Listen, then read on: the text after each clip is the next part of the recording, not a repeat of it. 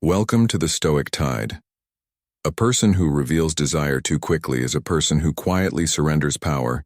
In the very instant you announce what you crave, you hand the world the blueprint for controlling you.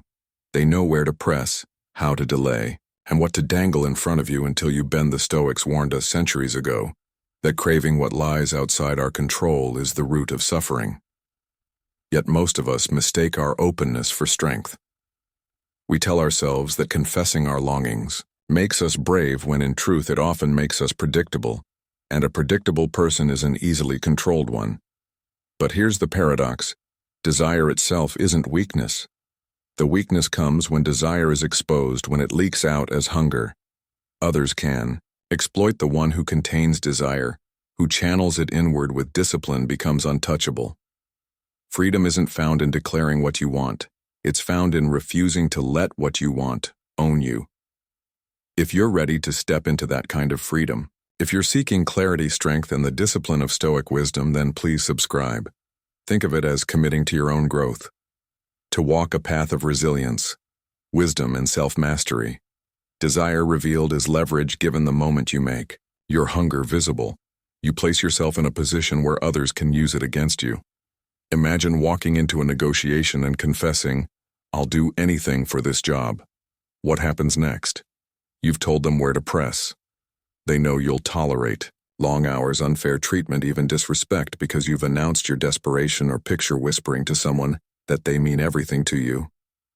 Suddenly, the silence they give you carries more weight than their words ever could. By admitting what you can't live without, you hand them the power to make you restless, anxious, or compliant. Epictetus once said, "Freedom is the only worthy goal in life. It is won by disregarding things that lie beyond our control. When you openly display what you crave, you give away that freedom. You hand over the exact lever that can move you. And whether others pull it out of malice or by accident, you're still no longer in control." What makes this truth so uncomfortable is how natural it feels to confess. Desire, we think it's authentic. Even noble society tells us that vulnerability is connection, that saying what you want shows courage. And yet time after time, those who broadcast their longings too soon find themselves disappointed.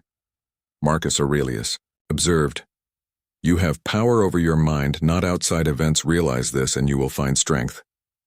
What you want exists in the outer world, in the hands of other people, in the unpredictable currents of fate.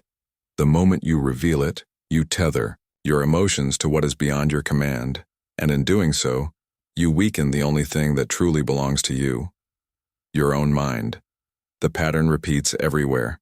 A worker pleads with a manager for recognition, and instead of being valued, they're given just enough attention to keep them desperate for more.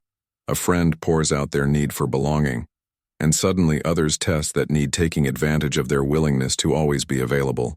A lover proclaims devotion too quickly, and instead of deepening the bond, the air shifts because certainty kills mystery and hunger. Too loudly expressed diminishes value. Seneca wrote, "He who is a slave to his desires is more wretched than he who bears the yoke of another." It isn't just about being ruled by others, it's about being ruled by your own exposed cravings, because the leash is fastened around your neck the second you let the world see it.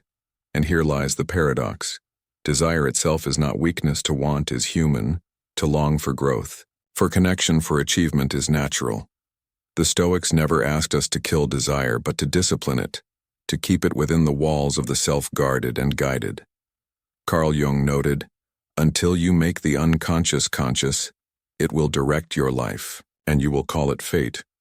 If your longing erupts from you without awareness, without restraint, then you are not steering it.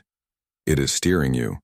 And when others notice, they quickly learn how to steer you too. What you mistake as fate or bad luck is often just your own openness being redirected by those who understood your weakness. Think of how different it feels to be in the presence of someone who needs nothing from you.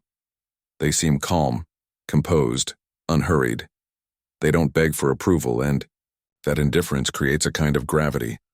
People orbit them, wondering what lies behind that composure, sensing a strength that doesn't bend to outside influence. Contrast that with the person who wears their desires on their sleeve, always asking, always hoping, always reacting. One radiates freedom, the other radiates dependence. Aristotle once taught that the more you know yourself, the more clarity there is. Self-knowledge has no end. Knowing yourself means you can guard what matters rather than scattering it into the hands of anyone willing to listen. The truth is most of us have at some point trapped ourselves with our own mouths. We've spoken of our goals, and in doing so felt the weight of others. Expectations crush us when we didn't deliver. We've admitted our fears and watched people unconsciously test them. We've declared our dreams only to find resistance rising from those who felt left behind. Each time the pattern was the same. Desire revealed became leverage surrendered, and the more we repeat it, the more powerless we feel. To live with discipline is not to live without desire, but to master the way it is expressed. The Stoics knew that silence can be a form of strength, that not every thought, not every hunger, not every ambition must be placed on display in silence. Desire remains yours contained, sharpened, a source of drive that fuels action rather than dependence. To speak it carelessly is to scatter it into the hands of others, but to hold it inward is to turn it into focus, resilience, and strength. So the next time you feel the urge to announce what you long for, pause. Ask yourself whether exposing this desire will give you more freedom or less, because the truth is, desire revealed is leverage given, and the one who learns to hold it with patience, with composure, with discipline will always stand taller than the one who reveals it too soon. Most people reveal their desires thinking it's a sign of strength, a badge of authenticity that proves they're honest and open. They say, "I just really want this." And they believe that by putting their heart on the table, they're showing courage. But honesty without discipline isn't strength, it's exposure. It's like walking into a room of strangers and handing each one of them the keys to your house. The words may feel noble as they leave your lips, but what you've really done is surrender, the very thing that was yours to protect. The Stoics warned us again and again that what we reveal without control becomes the starting point of our suffering. Epictetus reminded us that the first step toward mastery is not in gaining the approval of others, but in mastering our own impulses. And yet, how often do we confuse the impulse to speak with the wisdom to remain silent? Think about the subtle trap built into openness. You believe that by showing where you are tender, where you ache, you're making a bond. You think people will honor that trust, but in reality, what you've done is place your well-being in their hands the moment you say, "This matters to me more than anything." You've given someone else the power to withhold it, to test you, to control the rhythm of your emotions. Seneca once wrote, "He who is brave is free." True bravery isn't in blurting out every longing, it's in having the strength to hold it, to carry it, without scattering it for others to toy with, to keep what matters. Guarded isn't deception, it's wisdom. Why does this mistake happen so often? Because openness feels good, it feels cleansing, like dropping a heavy weight, and for a brief moment you feel closer to the one who hears you. But that feeling rarely lasts, because what was sacred is no longer fully yours. Once spoken, your desire becomes something others can delay, deny, or manipulate. Marcus Aurelius warned that we suffer more from our own opinions than from the world itself. When you reveal desire, you're not just giving others a tool. They may never use it against you, but your own mind will. You'll begin waiting, watching, anticipating their response. Their silence will now feel louder, their words heavier. Suddenly your peace depends on them, not you. Carl Jung offered a striking observation. The privilege of a lifetime is to become who you truly are. But when you broadcast every longing without thought, you're not becoming yourself. You're becoming a reflection of how others react to your words. If they laugh, you shrink. If they question you, doubt. If they approve, you swell with false confidence. You are no longer rooted in who you are, but in how others perceive your desires. And that isn't authenticity, it's dependency, dressed up as honesty. We live in a world that celebrates vulnerability, as if it is always noble. We're told that to share every thought, every fear, every craving is to be real. But the Stoics would argue that being real isn't about putting your soul up for auction. It's about aligning your life with reason.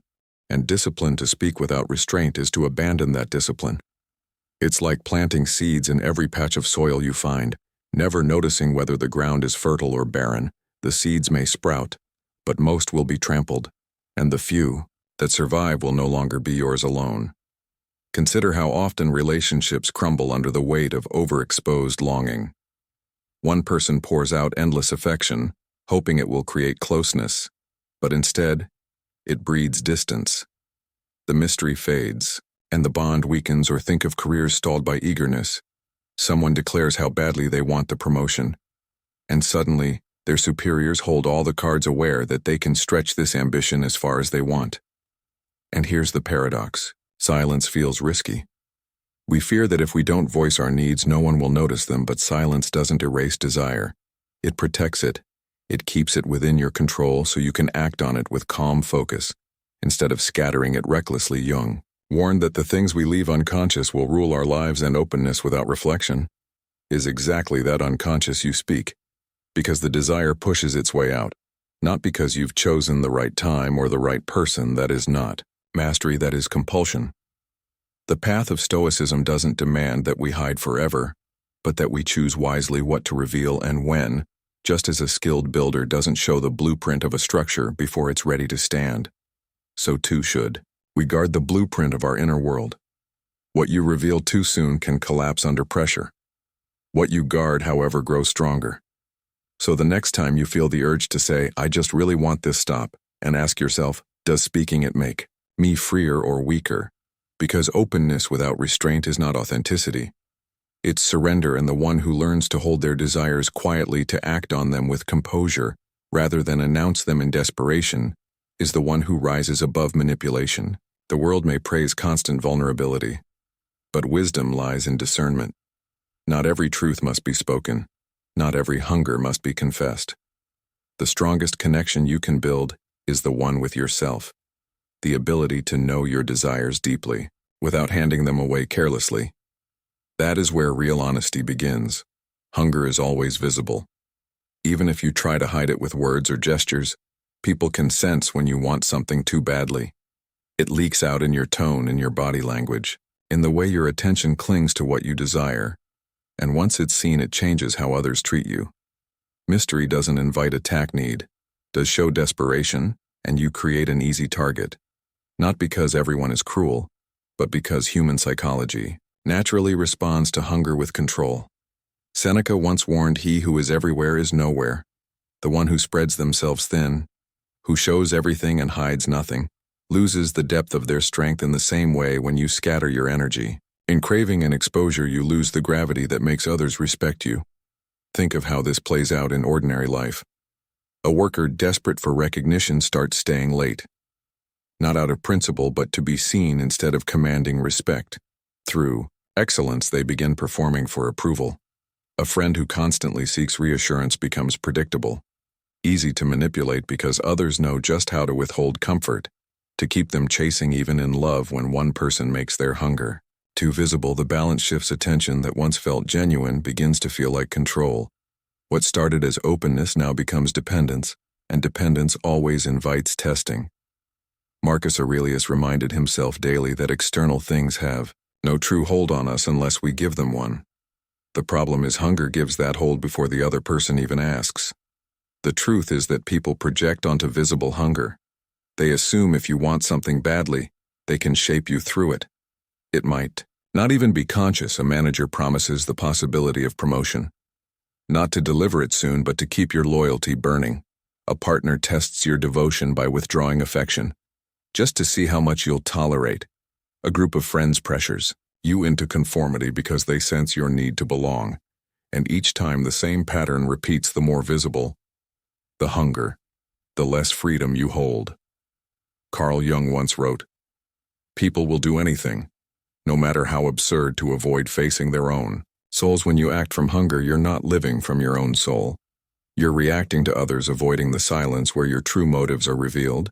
And people sense that. They use it, sometimes unknowingly, but always effectively. Worse than being manipulated by others is how hunger manipulates you. At first it feels like drive, like energy pushing you forward, but if unchecked, it turns inward and consumes you. You stop working for excellence and start working for applause. You stop speaking from conviction and start tailoring your words for approval. You stop moving with principle and begin calculating every move for validation. What once felt like purpose now feels like performance. And performances are always exhausting because they demand you play to the crowd rather than to your inner compass. The Stoics warned of this trap, the slow erosion of self. When your life is measured by how others respond to you, consider the weight of constantly performing.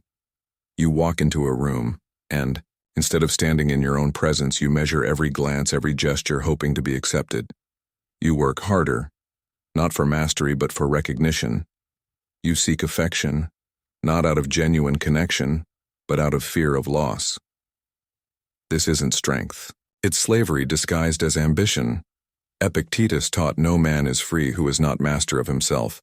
And you cannot master yourself. When your hunger dictates your choices, the very thing you long for begins to own you, pulling you like a leash. It tells you when to smile, when to plead, when to wait, and because you've made that hunger visible, others know exactly how to tug that leash when they need to. But what happens when hunger is contained, when it burns silently instead of spilling into the open? The whole dynamic shifts. People sense a quiet composure. They can't penetrate. They see effort without begging, strength without need. Instead of wondering how to control you, they wonder how to understand you. And that wonder creates respect. Plato once said, the measure of a man is what he does with power. Hunger is the opposite. It's what you do without power. Show it, and you give away control. Hold it, and you keep your power intact. Even when circumstances push against you, this is not to say we should have no desires. Desire is natural, it is human. But when desire turns into visible hunger, it shifts from being your fuel to being your weakness. The more loudly you crave, the more others test you, and the more they test you, the more you begin to bend. It's a cycle that strips away resilience, leaving you raw, restless, and easy to move. True resilience is found in self-restraint, in knowing what you want but refusing to let that want be your cage. Aristotle taught that self-knowledge is the beginning of wisdom. And knowing yourself means recognizing when your hunger is leading you into traps, when your own longing is writing the script for your exploitation. The discipline of Stoicism doesn't demand silence as a mask, but silence as a safeguard. It teaches us to guard the fire of our wants, to let it burn as fuel for action, not as smoke that blinds others and ourselves. When you hold your hunger quietly, you cannot be baited, delayed, or used. You may still want deeply, but that want no longer writes your story in public. It stays with you. Sharp, focused, untouched. People can guess, but they cannot control. They can test, but they cannot move you. And in that gap between hunger felt and hunger revealed lies your freedom. So, the next time you feel the urge to announce, to confess, to make your craving visible, remember this. People rarely attack mystery. They attack need. Hunger on display makes you a target, but hunger contained makes you powerful. Let your desire guide your steps, not your speech. Let it fuel your actions quietly, because when you can feel deeply without showing desperation, you cannot be manipulated. You no longer perform for the world. You act for yourself. And that, in the end, is the truest form of strength. Society praises openness. We are constantly told that speaking your truth, declaring your desires, and putting everything on the table is the definition of bravery. The idea sounds noble, almost romantic, that the loudest voice is the most courageous. But if you look closer, you see that this belief is more illusion than truth. Courage isn't in broadcasting your hunger to the world. It isn't in exposing your inner longings for others to evaluate, compare, or manipulate. Courage is in restraint. It is in holding steady when the urge to confess becomes almost unbearable. It is in keeping your desires within, not out of fear but out of strength, because you know that what is guarded remains powerful, and what is scattered becomes weak. Think of how many people walk into a room carrying their need like a sign on their chest. They speak too quickly of what they want, hoping the world will reward their transparency, but rarely does it. Instead, the more visible their craving, the less respect they receive. Marcus Aurelius understood this when he wrote, "Very little is needed to make a happy life. It is all within yourself and your way of thinking. Happiness, power, and courage are not things you beg the world to deliver. They come from within, from the quiet composure of someone who doesn't need external permission to feel whole. When you walk into a room with that mindset, you carry a presence that others can feel. You become the one who doesn't ask, who doesn't chase, who doesn't beg, and that makes you untouchable. There's a paradox here that often goes unnoticed. People think vulnerability is always noble, that by exposing their desires openly, they are proving courage, but much of what passes for vulnerability today is not bravery. It is dependency. Disguised as authenticity, to say I want this more than anything is not courage. It is placing your worth in the hands of another, and once you do, that you're no longer free. This kind of courage is quiet. It doesn't shout. It doesn't demand attention. It doesn't need to. It is the stillness of someone who looks as though they already have everything, even if they're still building, still striving, still becoming, and that stillness unsettles others because while they cling to approval, you walk as though you need nothing. While they expose every hope and wait for validation, you carry yourself like someone whose validation was already secured. Within Seneca captured this spirit when he wrote, "The greatest wealth is a poverty of desires to walk into any space with no visible need, is to walk in rich even if the world hasn't given you its rewards yet." Notice how differently people respond. To those who seem content, they respect them. Even if silently they become curious, even envious, they wonder, what does this person have that I don't? And what unnerves them most is that they cannot find the answer, because it isn't in material possessions or an obvious desire, it's in an inward discipline, a hidden source of strength that refuses to beg. Aristotle once said, courage is the first of human qualities because it is the quality which guarantees the others. And courage in this sense doesn't come from expression, it comes from control. It guarantees your freedom because it ensures you are never too dependent on what lies outside of you. The illusion of courage in expressing desire is seductive because it feels bold in the moment, saying, what you want gives you a rush, a sense of relief as though you've proven something to yourself and to the world. But that rush fades quickly, and in its place comes exposure. Others now know where you are, soft, where you can be moved, where you can be tested. True courage feels different. It doesn't come with a rush or an audience, it comes in silence when you resist the easy comfort of spilling everything. It comes in patience when you act with purpose instead of impulse, it comes in composure, when you move through the world as if nothing outside you can truly disturb what lies within. This is the courage the Stoics lived by. The courage not to fight battles for validation, but to stand untouched by the need for it. It is harder, quieter, and infinitely more powerful. So when you feel that pull to declare your desires boldly to show the world what you long for, pause and ask yourself if this is courage or if it's simply craving dressed up as bravery. Remember that the world doesn't respect the one who begs, but the one who looks as if they already hold everything they need. The former reveals weakness and becomes dependent. The latter embodies courage and becomes free. And freedom, as every Stoic understood, is the only ground on which true strength can stand. There is a strange and undeniable power in indifference. Not the cold indifference of apathy, but the disciplined indifference of someone who feels deeply and yet refuses to be ruled by it. To want something with intensity but reveal nothing is to become ungovernable. Others look at you searching for clues, trying to decode what drives you, but they find no clear answer, and that uncertainty unsettles them. People are far less disturbed by someone who openly shows their hunger because hunger is predictable. What truly rattles them is the one who can want yet remain still, the one who can burn inwardly yet appear untouched outwardly in that stillness.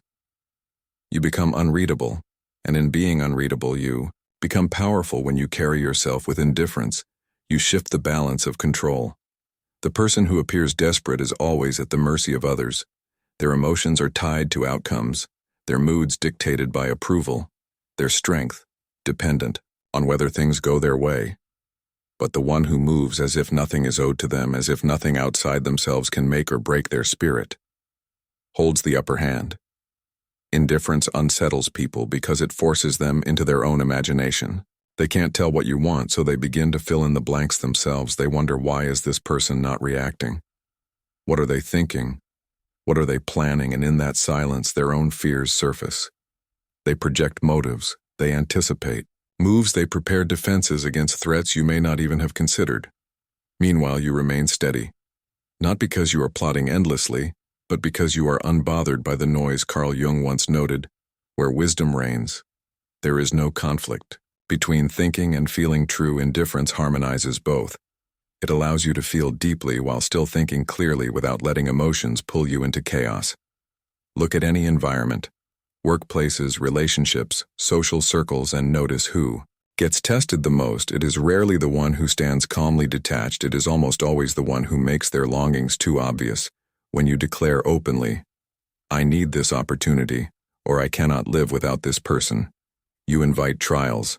But when you act as though your life is full with or without what others offer, the trials diminish, not because the world suddenly becomes kind, but because people hesitate to test those who don't seem to need them.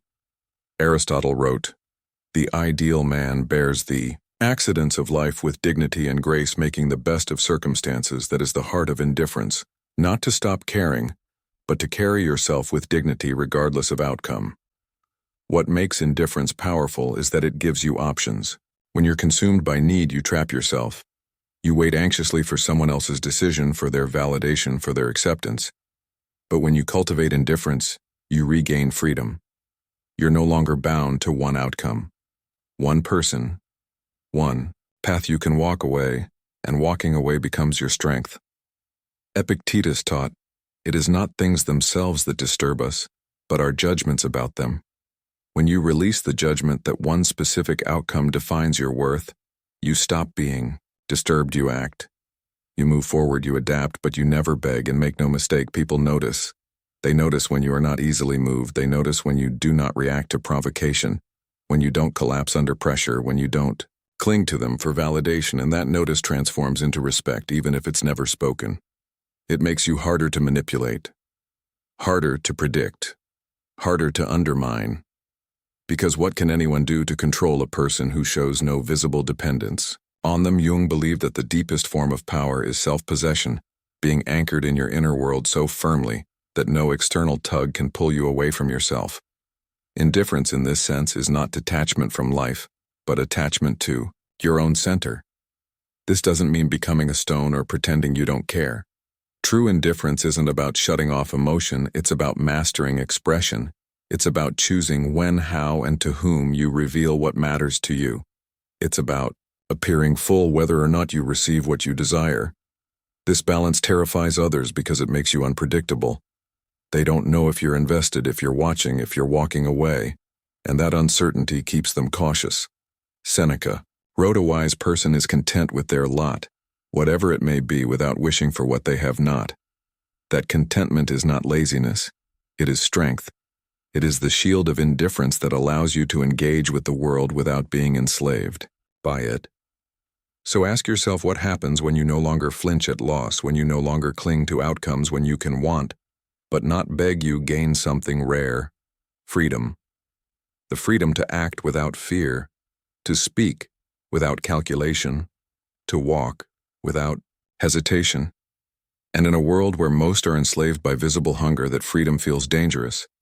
It is the power of the one who cannot be bribed, cannot be threatened, cannot be cornered. It is the quiet strength of indifference. The Stoics never taught us to kill desire. They taught us to master it, to hold it within so that it fuels us but never controls us. And that mastery creates a presence that is rare in any age, a presence that feels calm, grounded, and beyond reach. Indifference in its truest form is not the absence of caring. It is the absence of enslavement to care, and once you master that, you stop being a pawn moved by others, and become a force that moves on your own terms. Those who achieve the most rarely announce it. They don't feel the need to broadcast every step, to gather applause for plans not yet realized, or to beg for recognition before the work is done. Instead, they move quietly, allowing their actions to speak in a way words never could. In a world obsessed with noise, silence becomes a shield. What is silent is harder to counter, and what is hidden is harder to destroy. The Stoics understood this discipline. Well, they believed that the more you focus on inner strength and outer composure, the less vulnerable you become to the storms of fortune or the opinions of others. When you build in shadows and act in silence, you make yourself unshakable because no one knows what to strike. Think about how much energy people waste on broadcasting their ambitions. They announce their goals, describe their plans, and constantly seek validation for what they intend to do. But by doing this, they invite interference. When you show your entire blueprint before the foundation is laid, you give others the chance to criticize, discourage, or even sabotage what has barely begun. Epictetus reminded us first say to yourself what you would be, and then do what you have. To do notice, he said, do not declare the act itself matters. The declaration, unless carefully chosen, often weakens the power of the act because it exposes it to unnecessary eyes. There's a reason silence has always carried a kind of gravity. The quiet worker, the calm leader, the disciplined builder. These are the people who leave others guessing. Curiosity builds around them, because their movements are not obvious. They do not brag about what they will do. They arrive with results already. In hand, Marcus Aurelius once wrote, "The more we value things outside our control, the less control we have announcing your goals. Places them outside your control into the minds of others who may not understand, who may resent, or who may simply wait for you to stumble, but guarding them, keeping them close until they are realized, preserves your control and ensures that when you reveal something, it cannot be easily undone." There's also a psychological truth at play here. People tend to overestimate those who remain silent when you don't explain yourself, when you don't reveal every detail. Others begin to project their own assumptions onto you. They may assume you are doing more, planning more, or capable of more than you actually are, and that projection itself becomes power. Contrast this with those who expose everything. Their constant updates, explanations, and declarations create no mystery. They may seem open, but openness without discernment often leads to fragility when setbacks come. The world watches them falter because they made their journey public. But the one who works quietly avoids this weight. Failures are lessons learned in private, not public spectacles. Successes arrive without warning, surprising those who never saw them coming. Seneca wrote, "It is a rough road that leads to the heights of greatness. That road is easier to walk when you don't carry the burden of other people's expectations on your back." Silence lightens the load. Operating quietly also protects you from one of the most dangerous traps: dependency on praise. When you announce your every move, you begin to crave acknowledgement. You want people to cheer you on, to affirm your progress, to reassure you that you're doing well. But that dependence erodes discipline. Instead of focusing on the work itself, you begin to work for the response. Silence breaks this cycle. When no one knows what you're building, you work for yourself alone. The validation comes from within, not from the applause of others. Aristotle wrote, "The energy of the mind is the essence of life. That energy is squandered when it is scattered outward for approval. In silence, it is preserved, concentrated, and directed toward creation." And notice how the strongest figures in history often embodied this principle. Their power wasn't in constant display, it was in restraint. They didn't reveal their plans until the plans had already matured. They moved step by step in shadows, and by the time others realized what they were doing, the work was complete. It's not about secrecy for its own sake, it's about protecting your momentum. Noise interrupts rhythm, silence protects it. Jung understood this as well when he said, "In all chaos, there is a cosmos. In all disorder, a secret order." To outsiders, your silence may look like chaos, like absence, like drift, but to you it is order. It is deliberate. It is construction, taking shape without interruption. The discipline of building in shadows and acting in silence is not about hiding forever. Eventually your results will speak, and when they do, they will speak louder than any words could. The difference is that by then, the results are undeniable. No one can dismiss them as fantasy or sabotage them as premature ideas. They exist and they carry the weight of surprise. Seneca reminded us the greatest blessings of mankind are within us and within our reach. One of those blessings is the strength to guard what matters until it is ready to stand on its own. So ask yourself, what might you achieve if you stopped announcing, stopped seeking, stopped explaining? What could you build if your energy wasn't diluted by noise but concentrated in silence? The truth is simple. When you operate quietly, the world cannot interfere. The results arrive before anyone has the chance to stop them. And those results revealed only when solid are stronger than anything that was broadcast too soon in a culture addicted to attention. The rarest form of power is silence, and the one who learns to build in shadows doesn't just protect their vision. They guarantee that when it arrives, it cannot be ignored. To want is natural, to crave is human desire. Itself is not the enemy. It's part of what gives life energy, direction, and meaning. The Stoics never told us to kill desire. They told us to master it. They saw desire as fire, useful, powerful, even necessary, but like fire, it can destroy. When uncontrolled, contained, properly, fire warms, strengthens, and builds. Uncontrolled, it consumes. The same applies to the longings inside of us when you pour them out too freely. The heat escapes scattered into the air, leaving you weaker than before, but when you hold desire close, protect it, and feed it with discipline, it becomes a force of momentum driving you forward in silence while others burn out in noise. This is the paradox most people miss. They think that to feel something strongly, they must express it strongly.